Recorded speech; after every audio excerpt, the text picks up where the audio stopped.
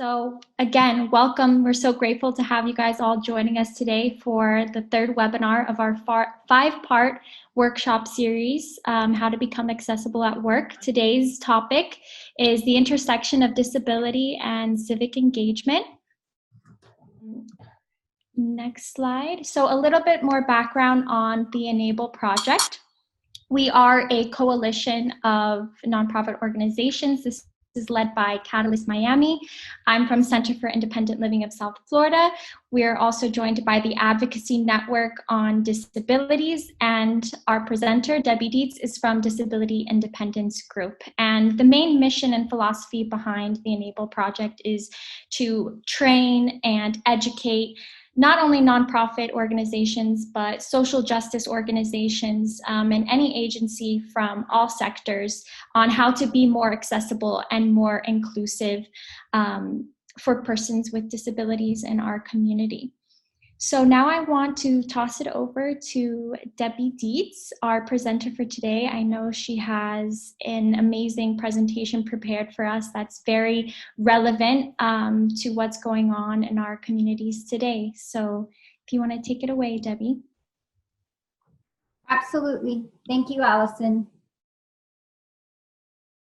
So we're going to start with a video.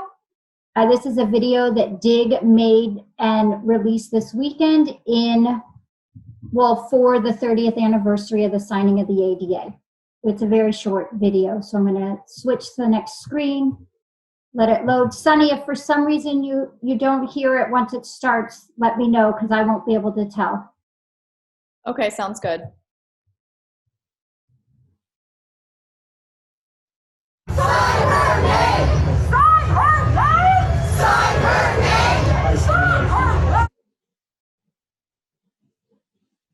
Hi, my name is Ben Crump. I am a civil rights attorney. I believe in fighting for justice for all, especially those without a voice who need our help the most. In honor of the 30th anniversary of the signing of the American with Disabilities Act, or the ADA, I think it is important to stand together because disability rights are civil rights. 30 to 50% of all use of force incidents involve a person with a disability. The Bureau of Justice Statistics said that for each racial and ethnic group measured, persons with disabilities had a higher violent victimization rates than persons without disabilities. When racism and ableism combine, the result is another tragedy. So to honor the anniversary of the ADA and to memorialize those persons of color who have disabilities, many of whom I have represented, I will say their names while the interpreter signs them so that we will never, ever forget. Say George Floyd, say Michael Brown, say Sandra Bland, say Elijah McClain, say Eric Gardner, say Freddie Gray, say 12-year-old Tamir Rice, say Laquan McDonald, Not the say intended. Dan Ray Thomas, So say Terrence Crutcher, and say our sister Pamela Turner. We must continue to fight for freedom, liberation, and justice because Black lives matter, disability lives matter, and all our children's lives matter. Thank you. Let's continue to honor the American with Disabilities Act.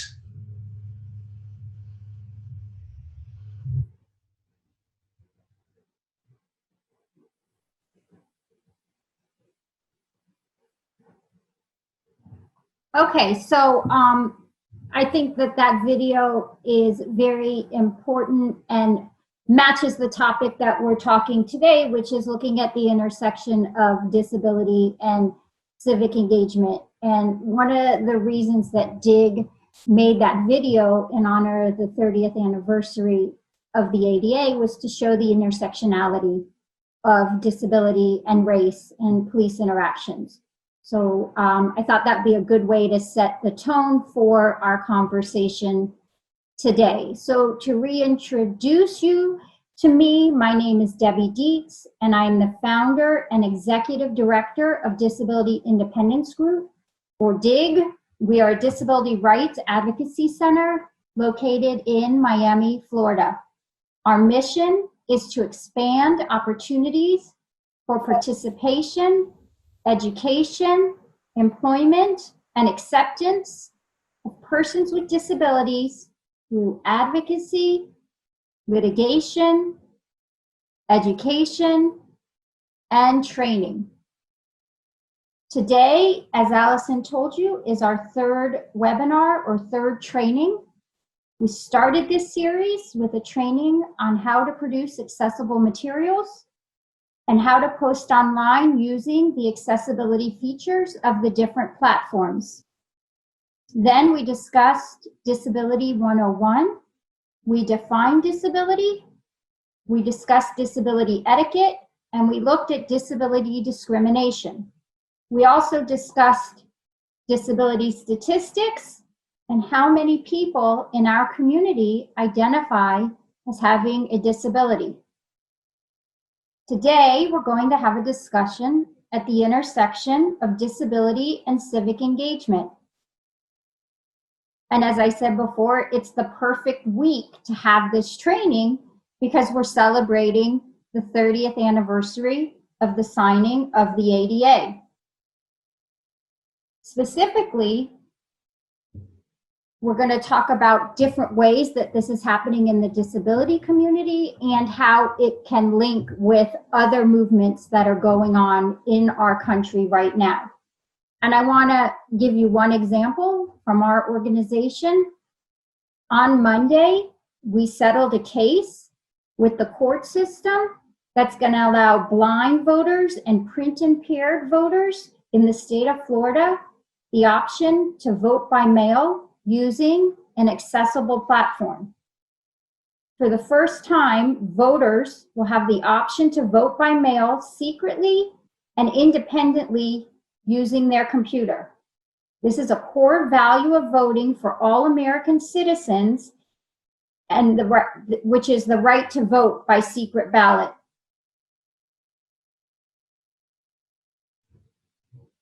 All right, so let's go on. Before we get into our work, I want to tell you, and as I told you in our other webinars, everything I teach you is ever evolving. So since our first webinar in June, Facebook has changed the way that you do alt text or alt tagging on pictures. So I want to start by updating the information that I just gave you about a month ago. So I guess Facebook has evolving and changing to a new version or a new platform. And actually, I think it's really good because it's easier. Facebook was one of the ones that was very difficult to add in the alt text. And now it's much clearer, much easier, and much simpler. So I want to show you or talk you through how to do that.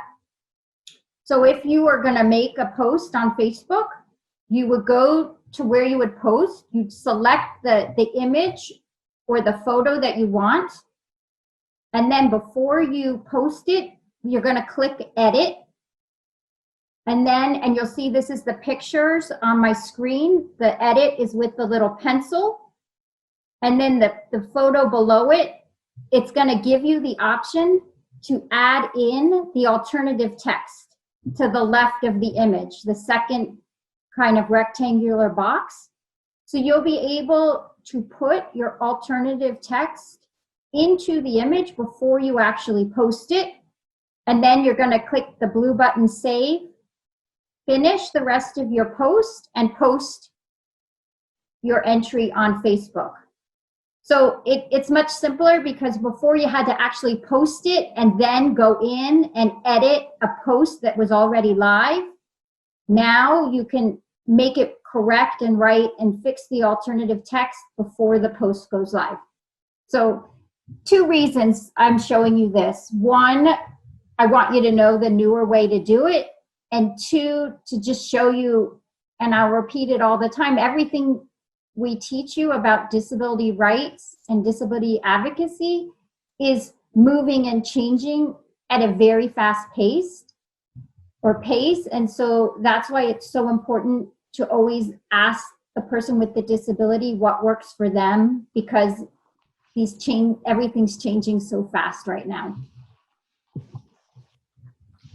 So we're going to start and talk about other social movements and civic engagement movements throughout the country. And we're going to look at three. These are three movements that most people know about and understand. And this is where I'm going to start to have some interactive. So Sunny, I'm going to ask people to put in the chat box if they know who's in this picture or what this picture is about. And then I'll let you read if you get any comments.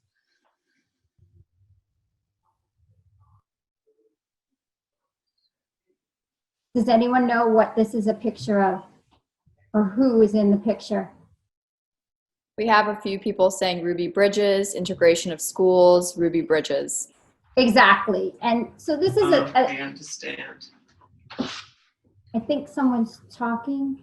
So this is one of the seminal images of the civil rights movement, and that's a movement that looks at racial discrimination and equal rights. And here's another picture. I hope most people know who's in this picture or what this image is about, but if anyone wants to put it in the chat, Sunny, then you can read it out.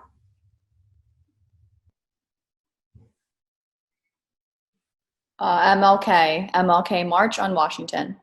Yeah, this is when he's giving his I Have a Dream speech at the Lincoln Memorial in 1963. Once again, a seminal image of the civil rights movement. Now let's look at the LGBT, and sometimes they say LGBTQ movement, and this is for full acceptance of LGBT or LGBTQ people in society. Does anybody know what this image is? Could it be after the Stonewall riots? It might be, but how about the flag? Anybody know what is, does anybody know what this image is or what is in the image that stands out? Debbie, I received a few answers, so I have rainbow flag, pride flag.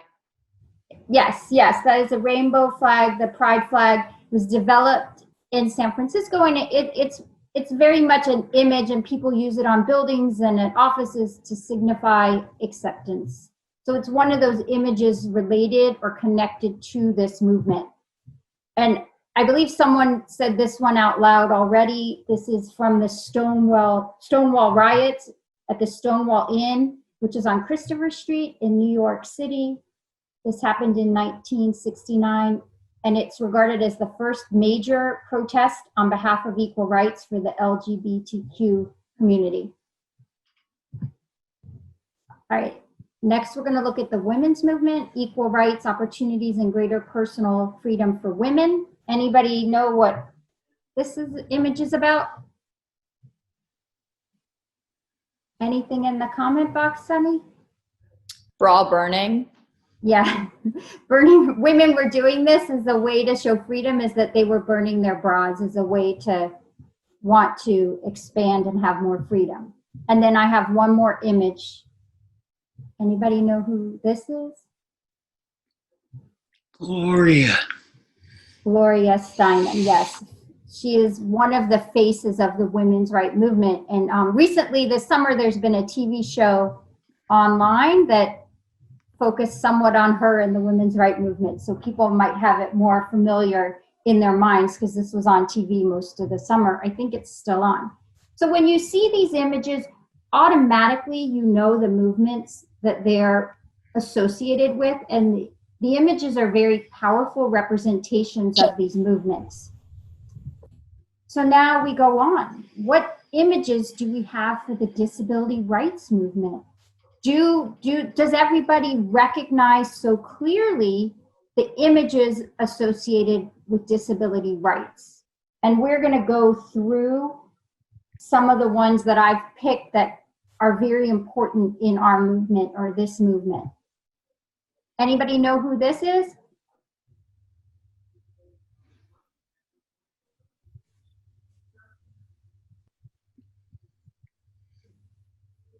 Sunny, any comments coming in? I have not received any comments. Okay, this gentleman is named Ed Roberts. He's considered the father of the independent living movement. As you can see, he's a person with a disability. He uses a wheelchair. He has a breathing apparatus with him.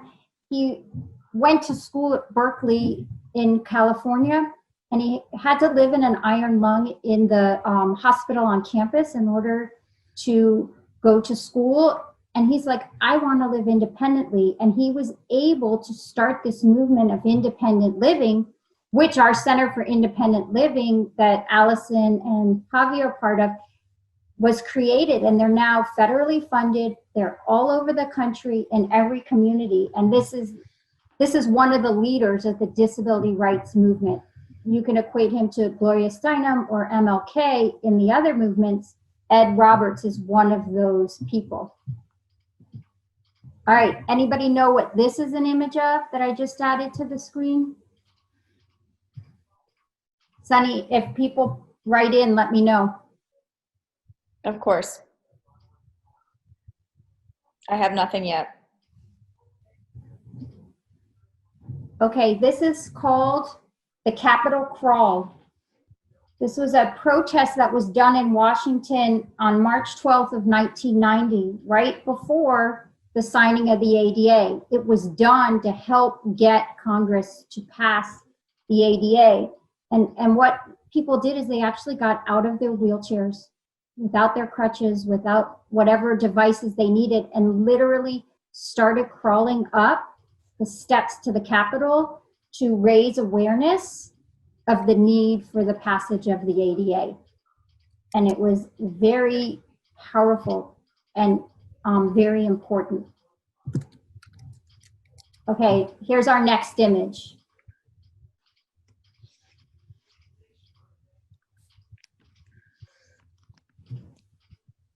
Anything coming in, Sunny? Not yet. All right, so let me tell you about this image. If you read the banner, it says Deaf President Now. This protest took place in March of 1988. It was done at Gallaudet University, which is a university in Washington, D.C.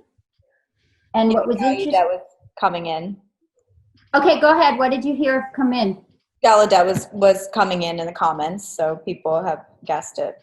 Yeah, excellent, excellent. And what was going on is the university was getting ready to pick their next president, and all the candidates were hearing candidates. They did not have any deaf candidates. So the students protested because they're saying, how can you have a deaf university without a deaf president? So the protest became Deaf President Now. And ultimately, the protest worked, and they were able to get a president that represented the population at the school. And this was a huge protest. They were closing down streets in Washington, blocking traffic. It was very impactful and a very important moment where people with disabilities said, hey, we want people like us working where we are, and this is really important. And it was a really important turning point in the movement. All right, I've got two more for you. Anybody know who this is?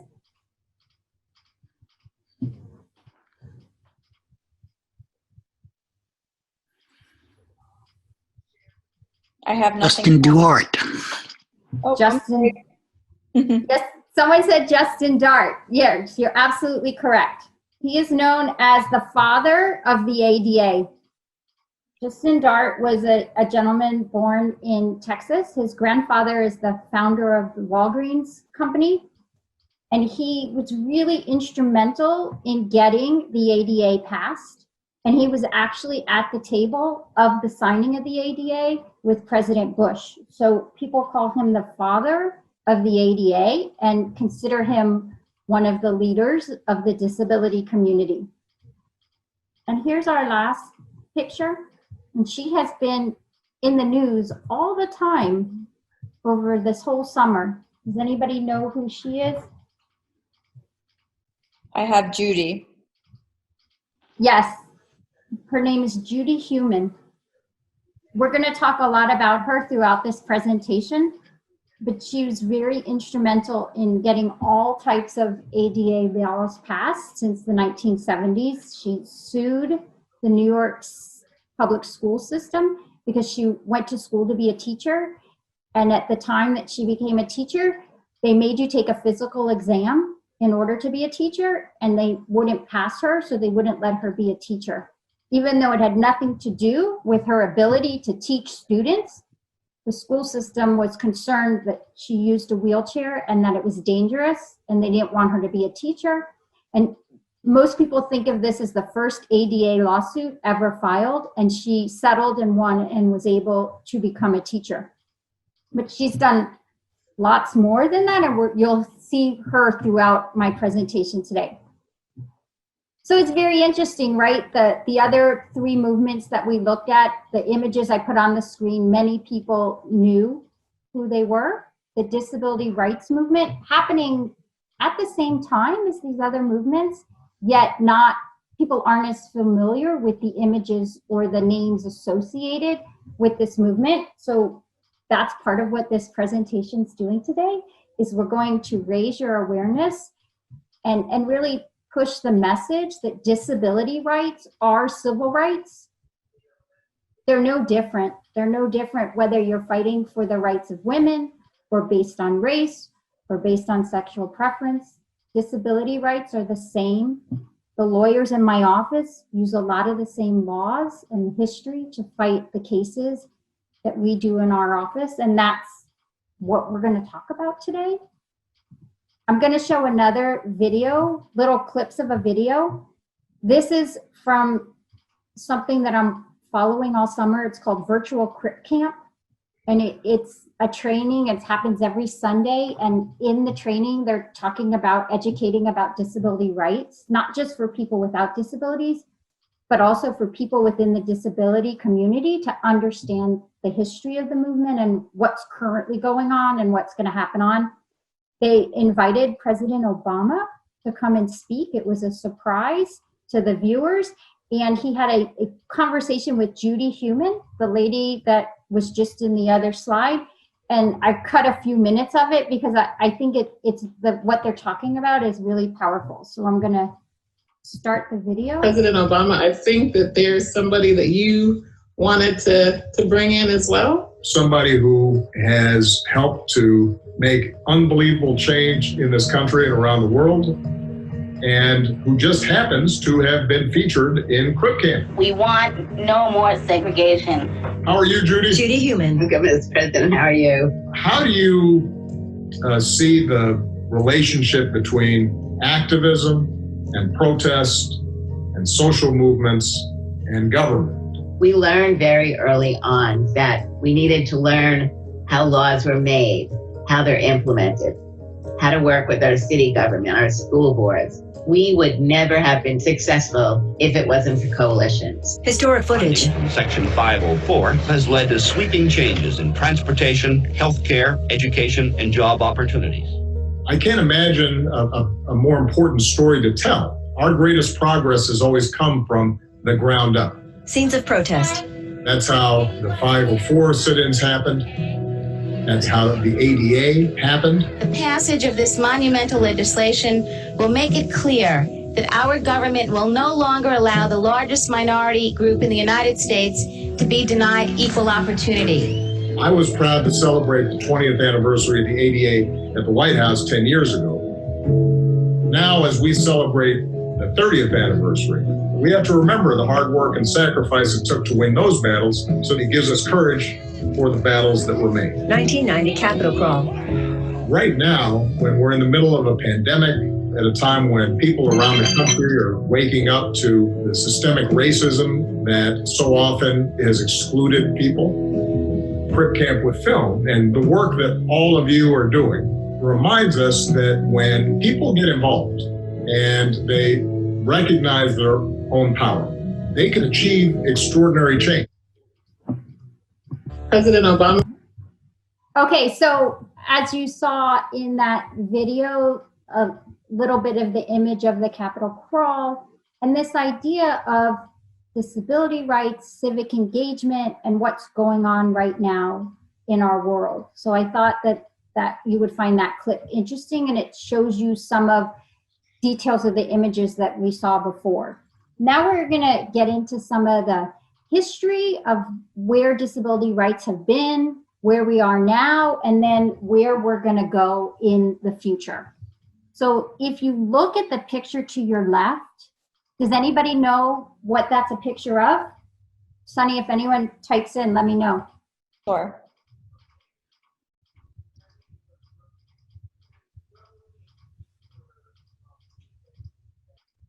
All right, this is a picture of a hospital called Willowbrook. It's a state hospital in New York, in Staten Island. And in 1972, the journalist Geraldo Rivera did an expose on this hospital. This was a hospital for persons with disabilities. It was an institution, and people with disabilities were treated very terribly inside this institution. And this expose really showed the public for the first time what was going on behind closed doors. And this expose helped bring awareness to what was going on and helped to get to the point where we started to close institutions. Because once people saw on the news what was going on, they didn't like it, and they really started to stand up and say that we needed to make change and that this couldn't continue. And ultimately, this hospital did close. It's now part of the state college system in Staten Island. It's a university building. And it really started the ability to change and evolve from this institutionalization that happened in the 1900s, in the early 20th century, into where we are today, which is community-based living, which is the picture you see on the right. You're going to see people with disabilities not locked behind closed doors, but out in the community, living in your neighborhoods, having jobs, participating, eating at restaurants. And that's where we are today. And there was a court decision in 1999. It was called the Olmstead decision. And in this case, the Supreme Court ruled and said that keeping people segregated and in institutions was discrimination under the ADA. So 9 years after the ADA passed, the court said that you can't keep people in institutions anymore, and that we want people back in our communities, in our neighborhoods, living and not behind closed doors. So here are some images. This is what institutionalization used to look like. It's the old model, and this is where society would warehouse children and keep them separate from society. Many children were abandoned in these institutions, and they stayed there for the rest of their lives. They never came out.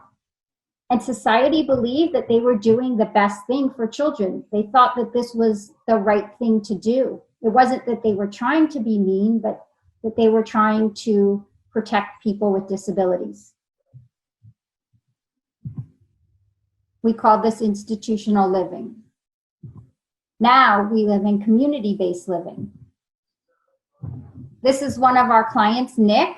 Nick has cerebral palsy and uses a wheelchair. But in this picture, he's using adaptive equipment to go to a paint place. You know those places in malls where you go and you have wine and paint a picture and it's a very social event? This is Nick with his family painting his picture, and he has an adaptive device on his hand so that he can enjoy and be out with his family. This is Jen Seal.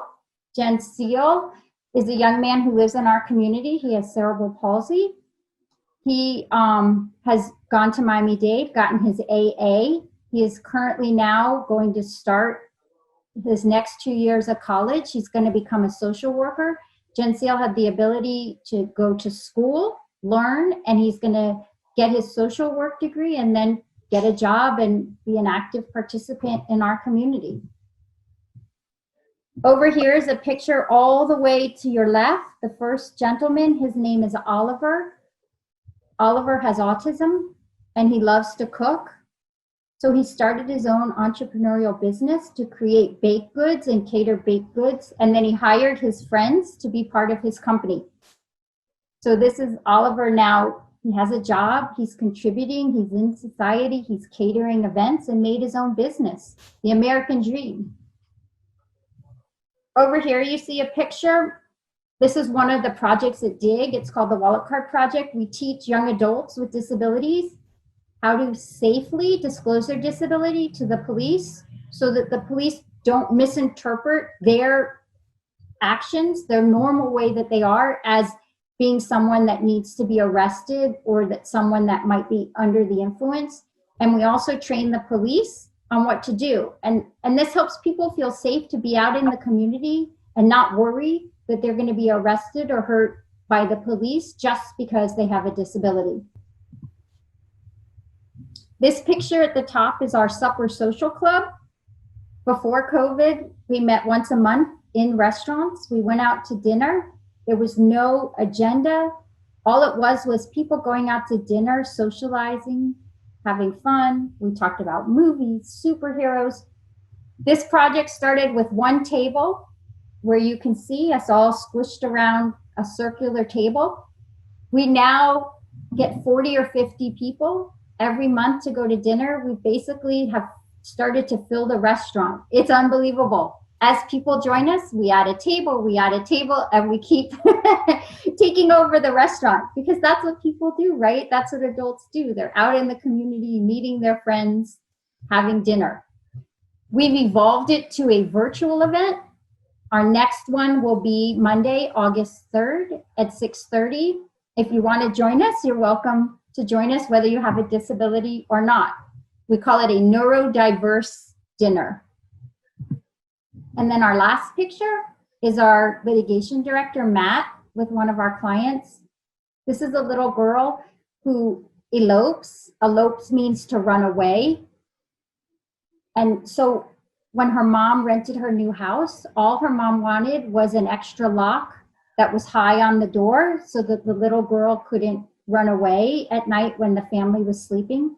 And they had to sue and go to court in order to get the lock on her door so that this little girl could live in the community with her family.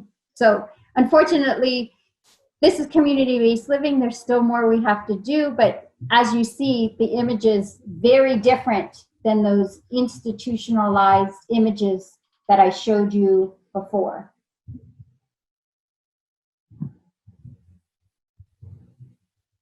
You heard this word when the attorney in the video that I started with was talking when he said racism and ableism, and he was using his hands to use those two words. I want to talk about ableism because a lot of people haven't heard the word before. We've heard the word racism, we've heard sexism, but let's talk about what ableism is because it's a very important word in the disability community. I'm actually going to read the words out loud and let them be signed. The systemic bias and discrimination against people with disabilities. It reflects the negative image of people with disabilities that society has created. It also includes the false assumption that people with disabilities are less capable and depend on the charity of others. It includes well-intentioned actions such as rushing to help a person in a wheelchair without asking are often examples of this false belief. And remember in the videos I showed you during Disability 101, we pointed this out. We didn't call it ableism, but we did point it out in some of the videos that we showed you in the last training. Ableism can be seen very overtly like this, the wheelchair, pushing someone's wheelchair or grabbing someone's crutches, but it can also be very subtle, and they call it microaggressions. And that word has become popular now, especially in the women's movement and in the Black Lives Matter movement, where you hear people talking about the concept of microaggressions and how they build and really create a barrier to being integrated in the community. Let me give you some examples of microaggressions around ableism. Just so everyone knows what I'm talking about, they're everyday verbal or behavioral expressions that communicate a negative slight or insult in relation to someone's gender, identity, race, sex, or in this case, disability. So here's some examples. That's so lame. You are so retarded. That guy is crazy. You're acting so bipolar today. Are you off your meds? My ideas fell on deaf ears. And let me give you one more. It's like the blind leading the blind. So imagine if those are words that people are hearing all day. It just kind of beats down on a person with a disability, and that's why they're called a microaggression. And I wanted to point some of them out just so you are aware of what we're talking about and give you some concrete examples. So what can you do to stop ableism? How do you stop it? There's no cure, no surgical procedure, no scientific knowledge that you need. There's no new drugs you have to take. All you need to do is recognize it. All we need to do, both at the individual level and at the institutional level, is change our behavior. The first way you change your behavior is just be aware that you're doing it. And once you're aware that you're doing it and you understand that it even exists, then you can stop it. Once again, we're looking at the intersection, right, of disability and civic engagement. We've heard these conversations, especially with the Me Too movement and the women's movement. Same concept, just around the disability movement. Okay, so back to some of the history and some of the understanding of the movement. The disability movement started with the medical model. And in the medical model, people see disability as something that is wrong with a person's body or mind and something that needs to be fixed, right? We're going to look for the cure. We're going to find a way to fix you. We're going to do a surgery that can make you walk again. That's the medical model of disability. And then you look at the social model of disability. And in the social model, this proposes that what makes someone disabled is not their medical condition, but the attitudes and the structures of society. So that society and the barriers in society is what is disabling someone, not their disability. And this goes into what we talked about last time, which is person first language, right? You want to see the person before you see their disability. And if you look at the image that I put, what are some of these barriers? They can be environmental barriers, communication barriers, organizational barriers, and attitudinal barriers. The attitudinal barriers go back to what we were just talking about, right? Those microaggressions and the ableism. Now we're going to talk about something called the third wave movement. We're giving you a whole history on disability rights. So we're going to start with professionals back in that institutional model, right? The medical model. You had your professionals making decisions for people with disabilities. We're the experts. We know what's best for you, and we're going to tell you what you need to do. Then came the next wave. Parents started getting involved. And parents decided that they knew what was best for their child, and they were going to make the decisions for the person with the disability. This is my child. I'm protecting them. I know what's best for my child. And then we move into where we are now. Self-advocacy. The person with the disability says, wait, I want to decide what's best for me. I know what I want. I know what I need. And I want to make my own decisions. I might want to go to school. I might want to get married, have a family, get a job. I can make these decisions for myself. And this is where we are now. And that is why when we were talking about person's first language, I said to you, I'm going to tell you this, but you're going to see exceptions, and you're going to see that the names and the words change.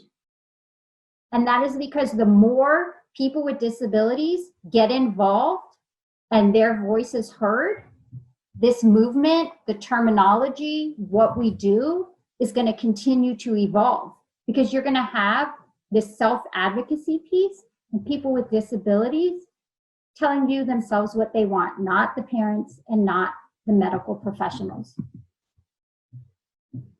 So we go, the future, what's next? Where are we going? Two things we're going to talk about. And you heard this alluded to with that clip from President Obama. A new movie came out this summer. It's called Crump. It's amazing. It's on Netflix. If you haven't watched it yet, I highly recommend that you watch it. It will go in detail on how the disability rights movement started. And it's fascinating. It started from a sleepaway summer camp in the Catskills of New York. And there was this camp, Camp Janae, and kids with disabilities, mostly from New York, but not just, some from California, from other places, got to go to camp. But they were kids with disabilities, and they brought in counselors, and it was run by hippies, and it was very much a hippie camp. But it gave a lot of people with disabilities for the first time the ability to just be kids and just live their lives without the stereotypes and all the barriers that they had in their normal life. And these group of young adults and teenagers stayed friends and really were the core group that started the disability rights movement. And this movie goes into the camp, what it was like, and then what happened next. And then the new slogan that you hear in the disability rights movement is nothing about us without us. And what that means is don't make decisions about me without including me in those decisions, whether it's your rules, your policies, what you want to decide for persons with disabilities. Let us be at the table. Hear our voice and hear our opinion before you make those decisions. And I think the image is so powerful. You see the universal sign of accessibility, right? The human in the wheelchair. But look, breaking the chains, right? Saying, no more, I want to be part of this. You're breaking those chains. So this is a very powerful image. And the issues that are still important, right? With healthcare is a huge issue. You see it now even more with COVID. Employment. We don't need people just bagging groceries, right? Or just stuffing things into bags. People can have jobs and do their job, especially now with computers and technology. There's so many options and accommodations. Also in education, people want to pick the choice of area. They want to go to school. They want to go to college. They want to learn. All this is happening with this movement. Voting. We're going to talk about voting in a little bit, but voting is a big deal, as you saw at the beginning, where we talked about the right to vote by mail in privacy without anyone seeing who you vote for. I'm going to show this next clip. It's a couple-minute video. This is a woman named Amani. She is a big disability rights advocate, and this is a whole big interview that's on YouTube, but I cut a couple pieces of it just so you can hear in her voice what we're talking about and new movement and where we're going.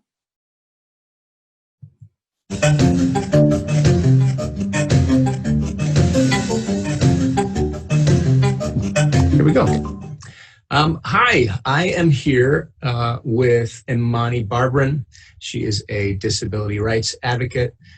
the timeline right now in disability is really talking about disability representation in film. And one of the first instances in disability representation that we come across is non-disabled people like you playing disabled roles. Yep. We've seen this with the film Come As You Are. And we've seen it throughout history, and that's really the part of the issue too. Yeah. And I'm not blaming you, you're part of a larger trend. Of course. But I still think it's an issue that we need to talk about. And whenever we talk about representation and who gets to have a seat at the table or who gets to get those opportunities, it's very rarely us. And so a lot of times I really call on non-disabled people. I think Tinu had used the right phrase, which is, you should be our accomplices. Yeah. Really try to get us in the room and make sure that things are accessible when we get there and things like that. Yeah. Having a relationship with people in the disability community is not the same thing as having a lived experience with a disability, which is vital, as we're seeing right now with this entire pandemic and with systemic racism. Yep. We need people at the table who have lived experience.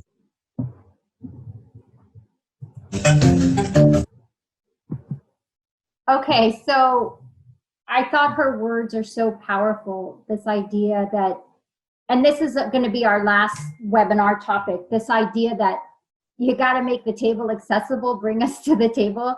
The worst thing you could do, right, is invite a person with a disability somewhere and then it not be accessible.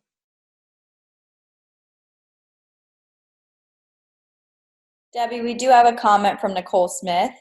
Okay. She said, "This is my first time and so glad to be here. We are trying to make our volunteer program more accessible, but need the help of those in the field to help us out.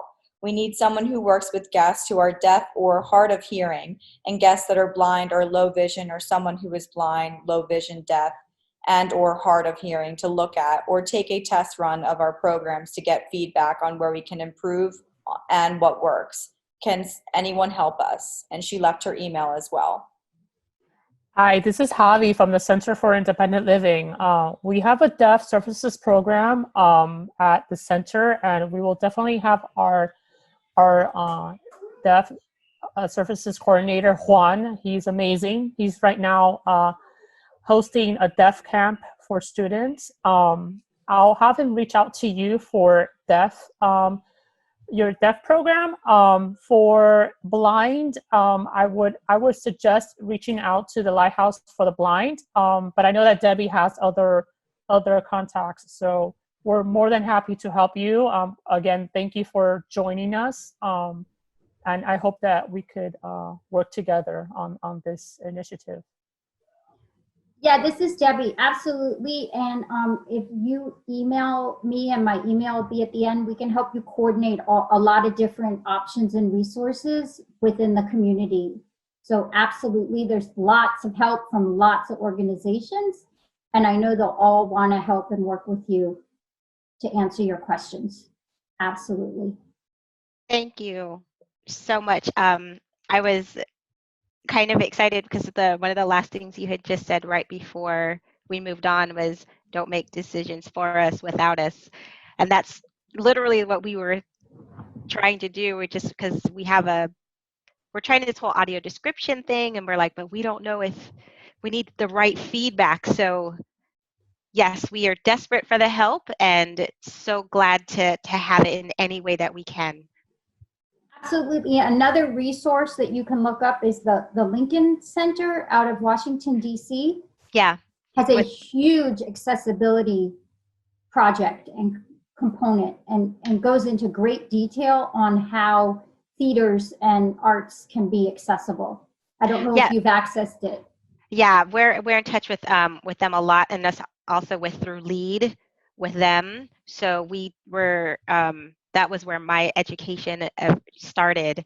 And so we were just hoping to find somebody local here in Miami to start with. But yes, we have connected with LEAD as well, or with Lincoln Center.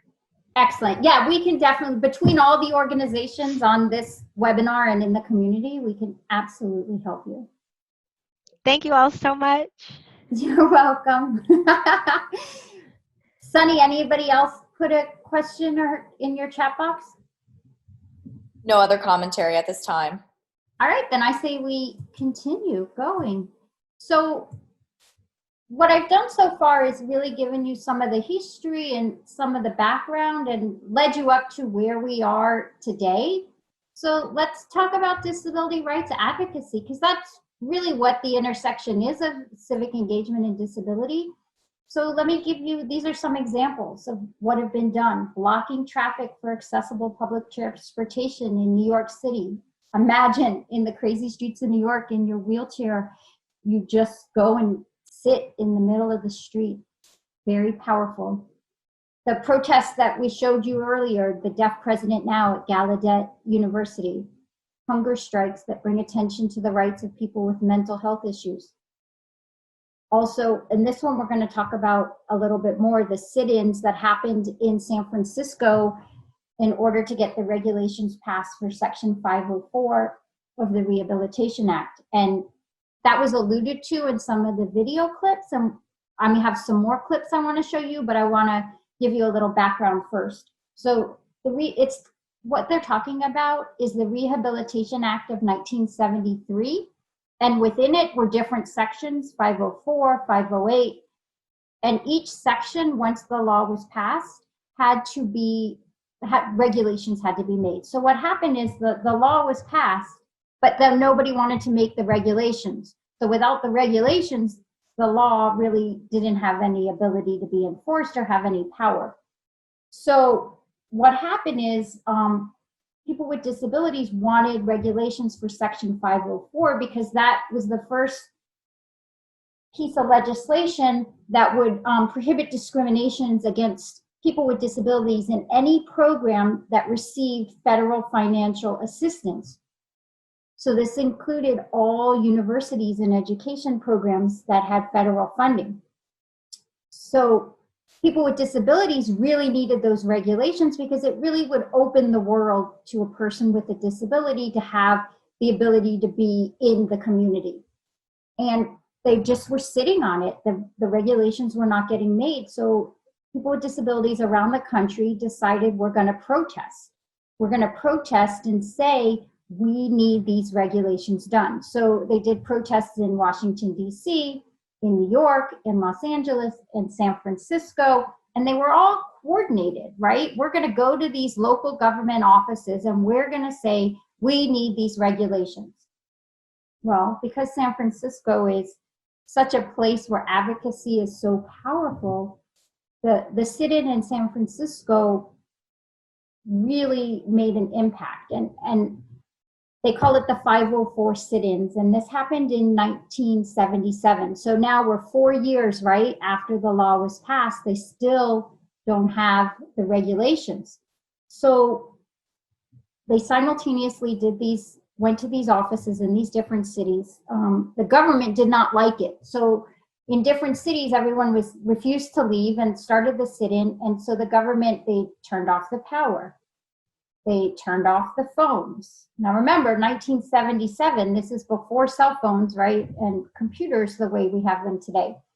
So they were kind of like trying to make the environment so uncomfortable that the persons with disabilities had to leave, right? Because they might have power wheelchairs, or they might need medication, or they might not be able to be in a place that didn't have air conditioning. So every other group fell apart or disbanded and had to leave because they couldn't get food and, you know, all the things that go along when the government starts turning off power and phones and all that. But in San Francisco, they didn't leave. They stayed 28 days. So all these people roll into this office in San Francisco that's the HUE office, the Department of Health, Education, and Welfare, and they refuse to leave.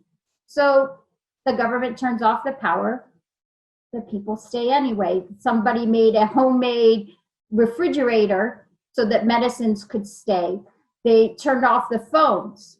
So the people with disabilities laughed. They're like, we have deaf people here. They just started signing through the windows. We don't need telephones to communicate. So the deaf people would sign with people on the other side of the windows to say what they needed. It was their way to communicate. turning off the phones didn't stop anybody. The Black Panthers brought them food. And I have a clip that they're going to talk about this. So they were able to stay 28 days. And then they made such an impact. A group of them actually flew to Washington to have meetings and say, we need to get these regulations done. And what's so unique or interesting about San Francisco in the late 1970s is that you had many movements working together, not just the disability rights movement, but you had the LGBTQ movement, you had the Black Panthers, you had all these groups working together. It wasn't just the disability rights activists doing this. Everybody supported them because these were civil rights, right? They were rights for everybody. And what I'm going to do now is switch to a video. All right, come on. Why is the screen not going? There we go. This is clips. And you're going to hear the sound with images. And this comes from the movie, but the words are very powerful. So here we go. Let's start it. There must have been 300 people. And I went up to the 4th floor and I went in the office of the regional director. Now, what's he going to do with all these people in wheelchairs? With just so many people trying to figure out how to eat, how to wash, where are we going to get food, where are we going to get blankets. Brad Lomax was the one who had the idea to call the Black Panthers. Brad could hardly speak, but he could gesture. And he got his point across.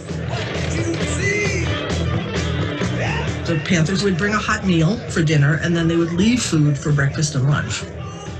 For nothing, no money, no nothing.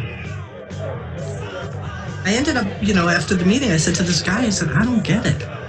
You're the Black Panther Party and you don't have a ton of resources. They had a food kitchen in Oakland. Why are you choosing to feed us? He said to me, you are trying to make the world a better place, and that's what we are about. We are about making the world a better place for everybody. So if you're going to go to the trouble to stay here and sleep on this floor, we're going to make sure you get fed. Let the shameful wall of exclusion finally come tumbling down. God bless you all. There must have been 300 people. So those are words from the movie Crip Camp that I was telling you was. Okay, so I'm gonna keep going.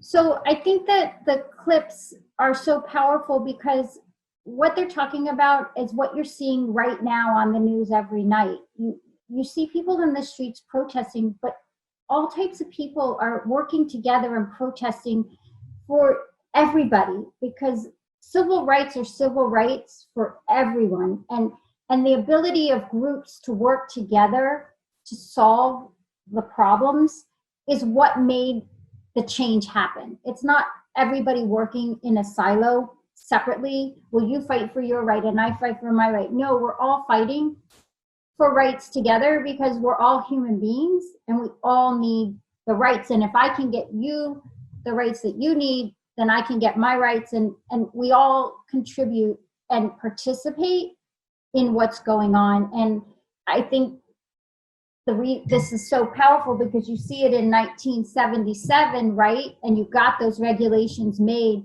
for the 504, and it changed, it opened the world to people with disabilities. And you're seeing it now as we look at all the different movements going on. There's so many going on right now, but you're opening the doors for everyone. And that's really the heart of this webinar, right? The intersection of civic engagement and disability. All the movements can work together. You can have your focus, you can have the part that's important to you, but be there and supporting everyone. Or if you're talking about housing, right? Talk about housing for everyone. Because persons with disabilities probably have the same issues around housing, and you've now widened your scope and increased the numbers. And that's really the point of this webinar today. And hearing it in the video and with the words, I hope helps you understand or see the power of what happens when we all work together and understand and respect everybody. So why direct participation, right? Why is this important? You want equal voices in the debates, right? You want to hear everybody's point of view. It can have an impact on the political system. We're going to talk about voting in a few minutes. You can engage public policy debates and an opportunity to advocate for change. And what are the results of direct participation? It's liberating. You have a sense of community. It creates effectiveness and it promotes social integration. And as you see here pictures, you've got, these are two young men, right? Nick has disabilities, he's swimming in a pool. This is Carl, the one at the top in the Superman shirt. His family was evicted from his home because he had a disability and said something he shouldn't have. And instead of giving the family an accommodation, they threw the family out of their home. We were able to get him back in his home so he could continue to live in the community and understand that people understand he had a disability and needed an accommodation. So these are the results of direct participation. You have community living, you have integration. Most importantly, right, direct participation ensures that new policies do not continue the cycle of marginalization.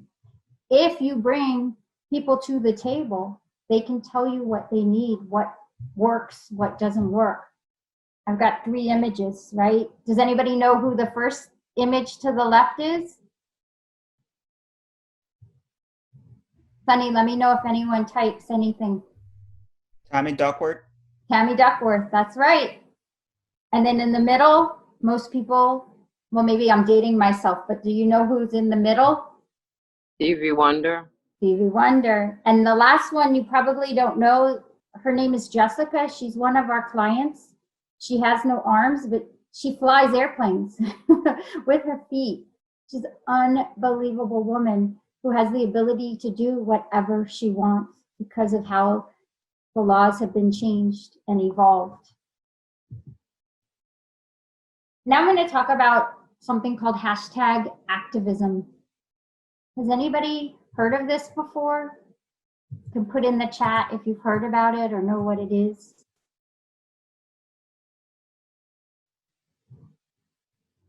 Sunny, anybody putting anything? Not yet. Crip the Vote? Crip the Vote is an example, absolutely. And we're going to talk about that. So hashtag activism isn't just related to persons with disabilities, but persons with disabilities are finding it a very good platform. So let me give you some background. You've heard of the hashtag. For people who are older, it's the number sign that's called hashtag.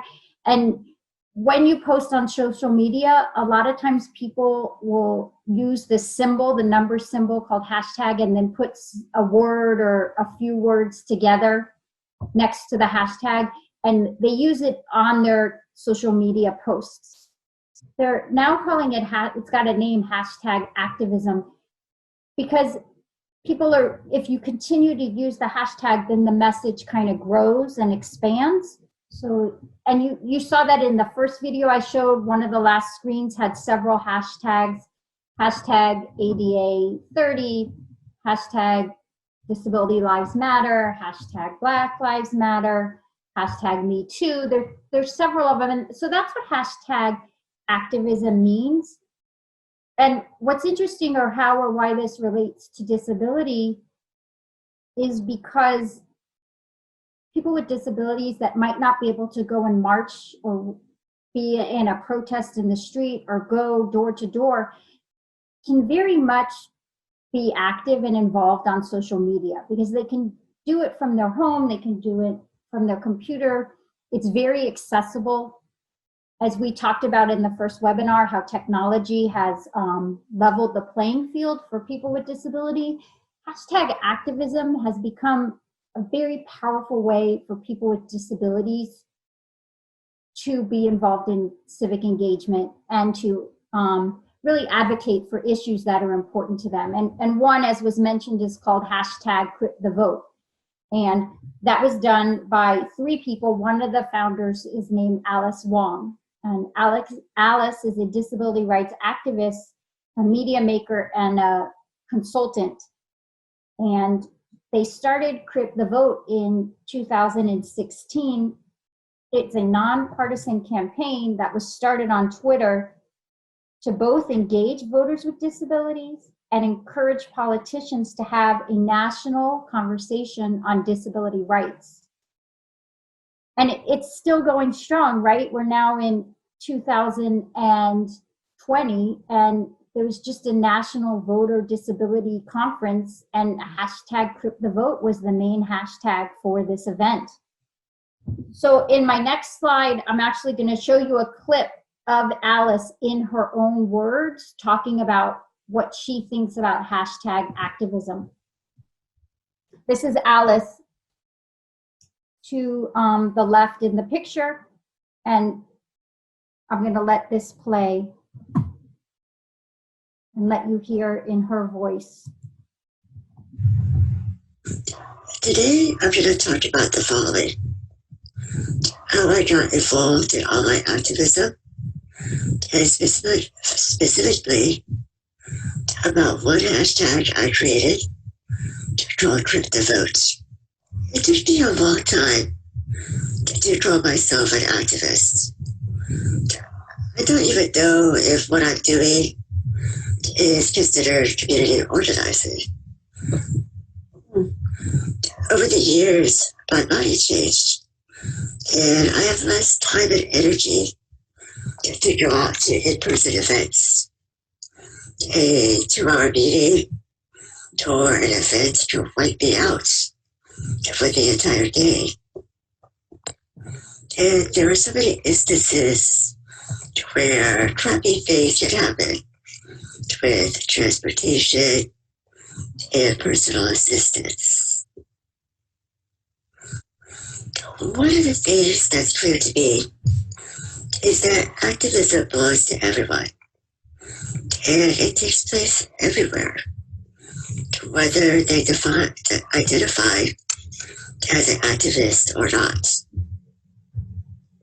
It actually took me a long time to be comfortable describing myself this way because of the prevailing ideas of activism, such as people knocking on doors, being in the streets, participating in civil disobedience, and direct actions. Okay, so you got to hear in her own voice what she thinks about activism.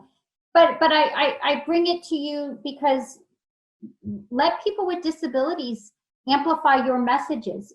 Include hashtags, include a social media presence, and invite persons with disabilities.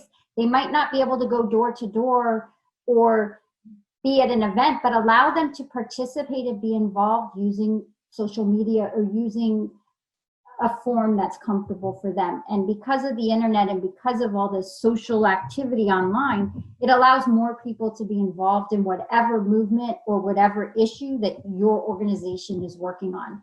And people would love to get involved and feel that they're helping or working on your issue, which might be their issue. And this is one more way to expand or amplify what your message is. And that's why I brought it into the presentation. This is our last topic, and it's a topic that's very important to me. It's the importance of voting. This picture is the same picture that I had earlier, Justin Dart. He has this quote, "Vote as if your life depends on it, because it does." And as I told you, he is the father of the ADA. So we've got big elections coming up both in this month, August, and then in November. Why should you vote? Voting is your fundamental right. You have the right to choose who represents you.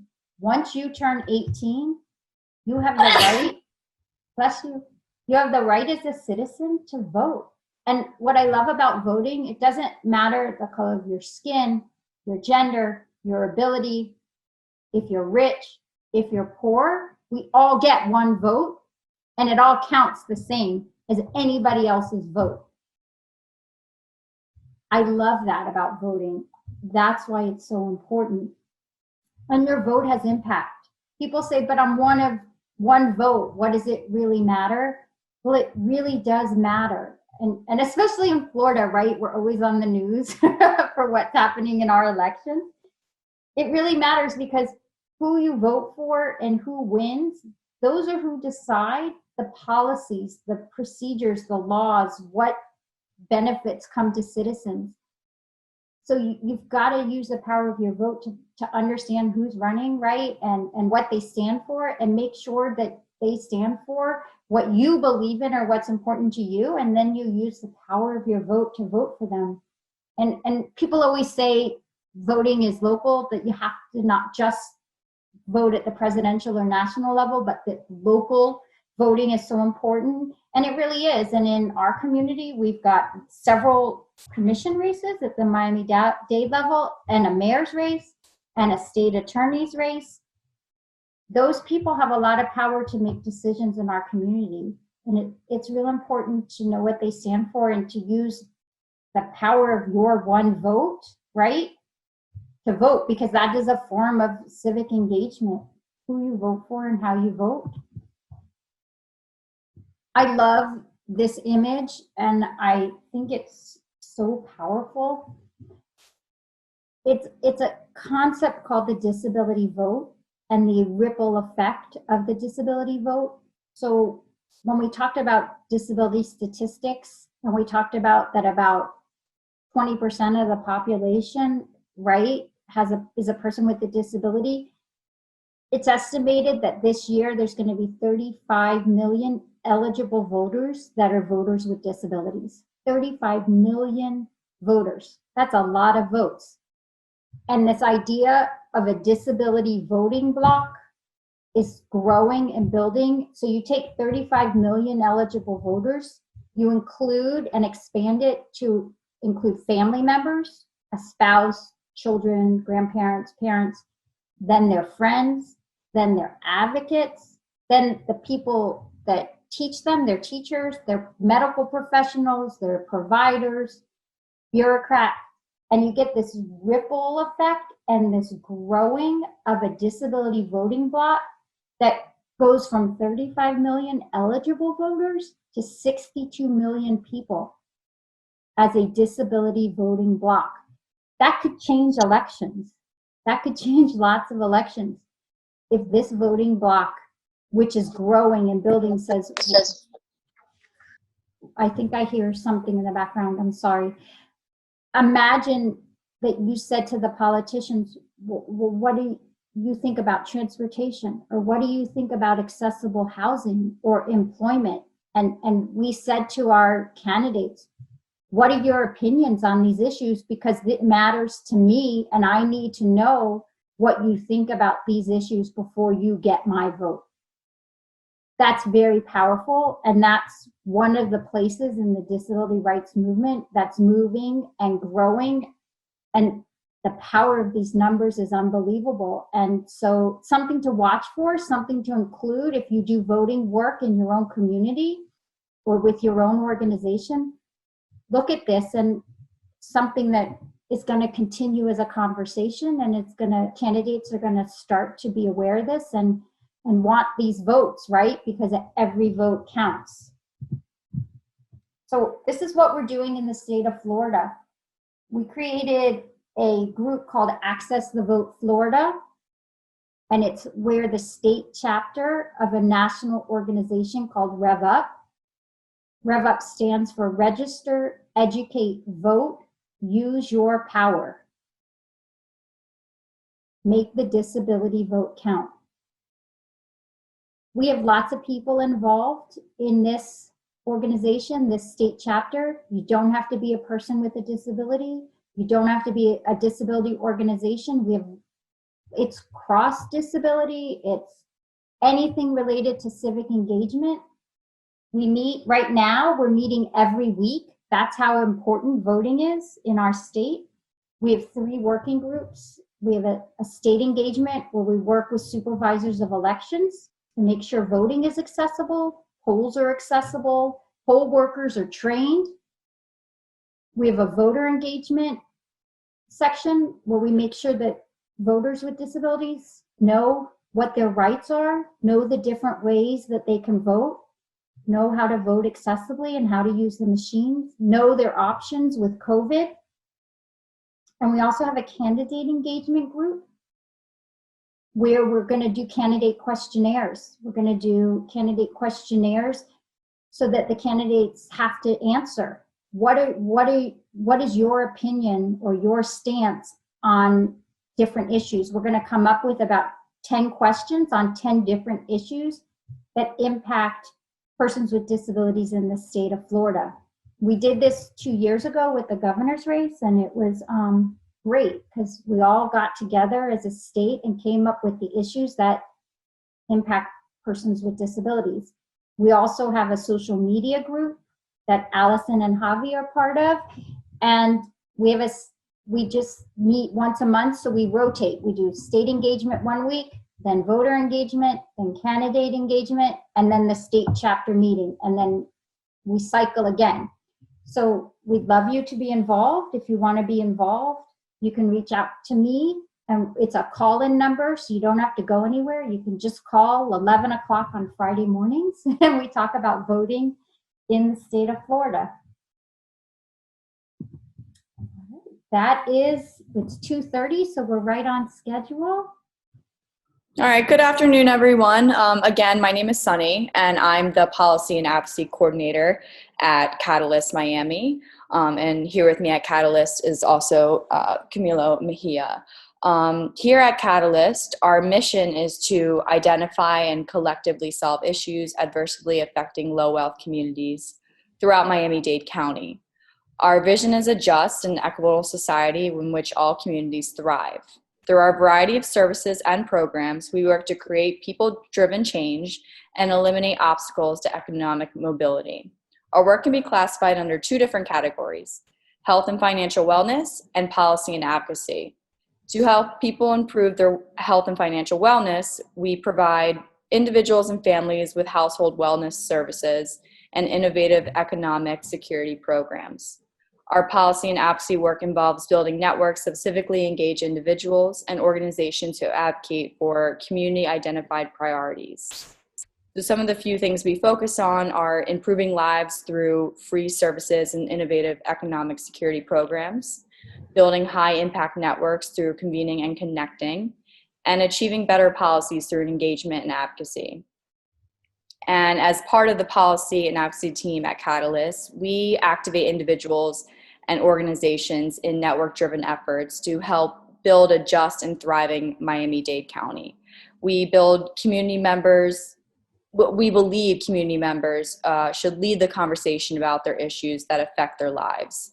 That's why we train individuals to become grassroots leaders and build high-impact networks to affect change through advocacy. Our policy and advocacy work also enables us to conduct deep community engagement, as well as coordinate and develop community-led programming that will increase civic participation and resilience. Through this collective approach, we believe we can better solve issues and help achieve informed policy and system reforms. Today, I do have one organizational update and service that I'd like to offer our community members and everyone here at Enable Project. Our prosperity team at Catalyst Miami is still assisting clients with taxes and helping them to fill out information for the economic impact payments. There's a second round coming, so clients that have not yet submitted this type of information should definitely do so. If you have any questions regarding our services or the updates I just provided you with, please take a look at the chat box, as I'm going to leave my contact information there, and you are welcome to email me after this session has come to a close. So that's it for me. Thank you, everyone.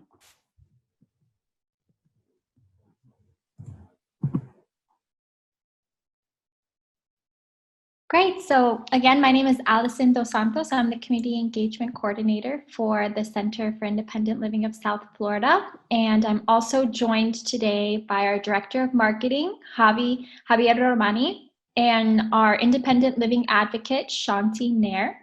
So our mission is basically to empower individuals of all ages and all disabilities, both visible or non-visible. And we work to challenge barriers and to find solutions that keep us from being a fully integrated community. And it's amazing because Debbie went into our history with Ed Roberts and starting the Center for Independent Living in Berkeley originally.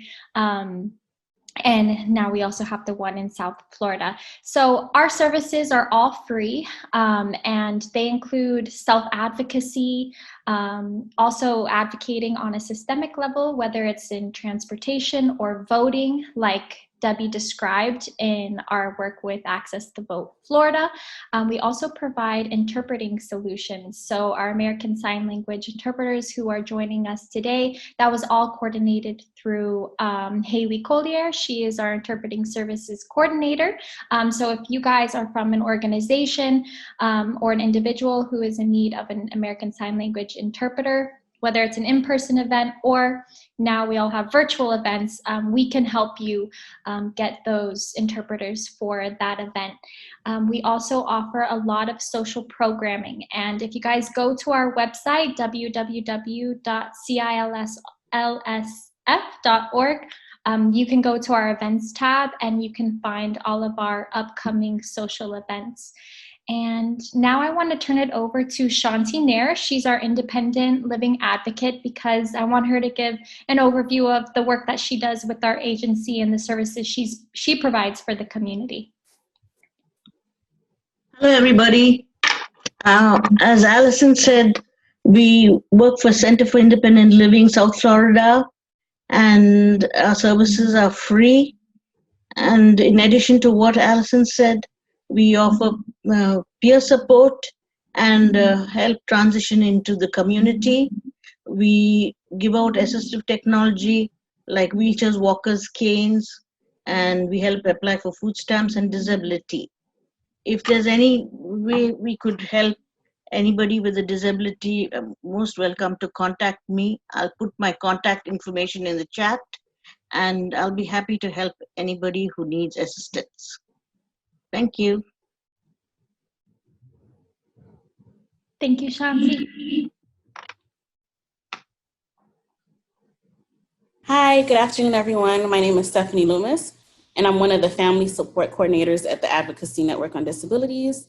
I service the families in English and Haitian Creole as well.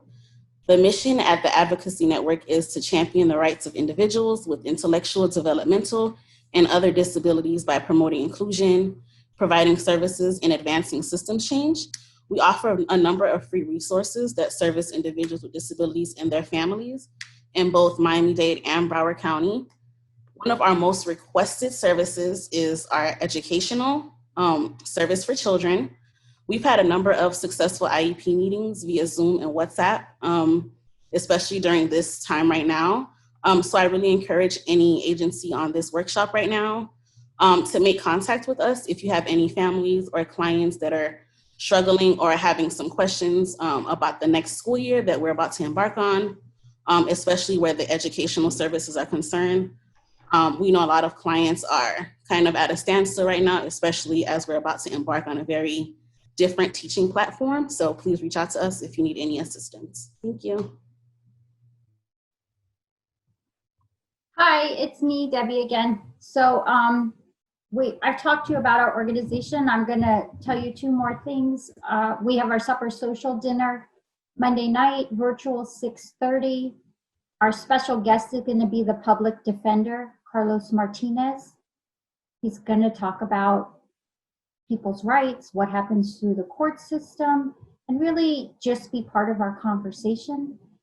And so you're more than welcome to join us. It's free. It doesn't cost any money. You can email me if you want to get the information, and we'll give you the Zoom link and the password. What I'm going to do now, because we have some time, and this came this morning, I'm going to stop sharing my screen and pull up a separate screen and show you one more video, because this, as we started and I told you about the case, sorry, that's not right. It's hard to talk and do this at the same time. So as I told you, we had this big voting case that we won.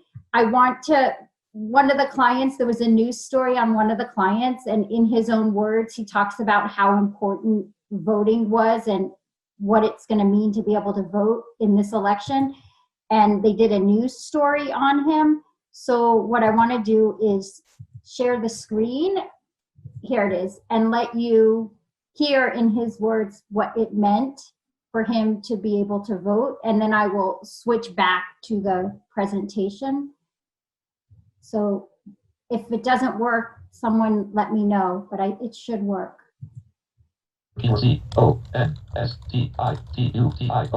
Despite being blinded as a child, Doug Hall lives an independent life in Daytona Beach. As an activist with the Florida Council of the Blind, voting accessibility is important to him. I have been voting since 1968 when I turned 21, and I have not missed since then. While there is equipment that allows the visually impaired to vote privately at the polls, he's been fighting to get that same accessibility with mail-in ballots. He was one of the plaintiffs that filed a lawsuit against the state over this issue earlier this year. A regular mail-in ballot is in print. I can't read it. I can't write it, so I'd have to have a sighted person fill it out for me. The lawsuit was settled this weekend with the state approving Democracy Live's Omni ballot system, allowing those like Doug to vote at home. 5 counties, including Orange and Volusia, will roll out the system during this general election. I want to give everyone the opportunity to vote the way that they want to, that they can cast their secret ballot. So we were moving forward with it, and we agreed to be one of the pilot counties. According to the supervisor of elections, all the voter needs is an email, a special needs accessible device, and access to a printer.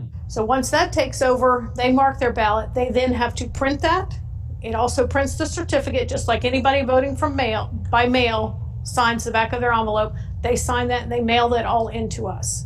As for Doug, he's happy this year he'll fulfill his civic duty from the safety of his home. I'm just really pleased that I'm able now to vote independently like anybody else. In Volusia County, Nicole Griffin, Spectrum News 13. Okay, I'm going to share back the PowerPoint and continue. So we actually have a question. Absolutely. Okay, this is from Mark. His question is, instead of waiting on the federal and state governments, how can we encourage Miami to create new local policies or strengthen existing local policies to become more disability friendly? Hi, Mark. That's a great question. I think actually Florida and Miami-Dade County has some good policies. They're just not being used, and no one's kind of forcing them to be used. So what we have something called a CODI board. Do you know what the CODI board is? CODI. Different persons with disabilities are selected by our commissioners and we actually have a disability board at the Miami-Dade County level. And we need to make that board work. We need that board to then tell the commissioners what's important for disability so that the commissioners can vote on issues and understand what's going on. Also, most of our local cities have disability advisory boards at the city level. So to me, I think what's more important is that people with disabilities get involved and have their voice be heard and try to get at the tables where those decisions are making, because I think we've got a lot in place to allow it to happen. No one's making it or saying it's got to be used. I hope that helps answer your question, Mark. And it could be make sure there's interpreters at meetings. Make sure, I know a big thing is when politicians are on the news, make sure the interpreter is on the screen so that people that are deaf can understand what's going on the news. I believe we have a suit right now. DIG is not a part of it, but other people are. They sued the governor to make sure that the interpreter is on the screen when he does his COVID updates. So I think it's a matter of people getting involved, Mark, and making sure what exists is actually being used. And then, as every time, thank you so much for joining us today and letting us share our information with you. Hi, I'm back. letting us share our knowledge and our information with you, and for spending 2 hours with us today. We truly appreciate it. Thank you. Thank you, everyone. Thank you, Debbie, and mark your calendars for August 12th. And as Debbie said, same time. So we look forward to seeing you guys back again. Thank you, everyone. Thank you, everyone.